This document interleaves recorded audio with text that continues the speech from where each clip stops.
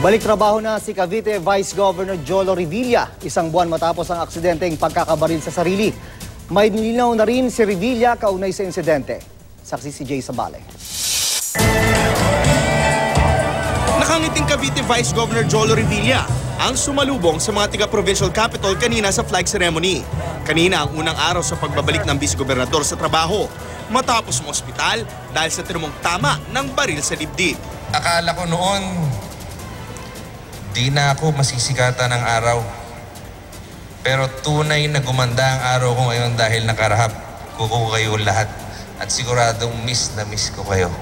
February 28 nang isugod sa ospital si Jolo matapos umanong aksidenteng mabaril ang sarili. March 8 naman nang lumabas sa ospital.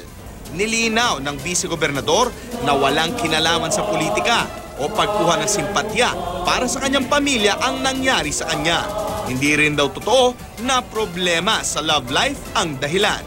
Isipin mo, bakit ka bubuhayin ng Panginoon na nandun ka na sa verge na mamamatay ka na? Mission na pinagagawa sa atin which is to serve the people. Because I am here as a leader of the province. Ano man ang dahilan, isa lang ang malinaw. May mga plano na nga sa politika ang pamilya Revilla. Baka tayo tumakbo ng alkalde ng lungsod ng Bacoor and Mayor Strike will be running for Congress. Vice Gov will remain in his position. Pahinga siguro muna kami sa national. We will focus more on our local duties. At habang nasa abroad pa ang governor na si John Vic Remulla, si Vice Gov muna ang acting governor hanggang April 13. Jay Sabale, ang inyong saksi.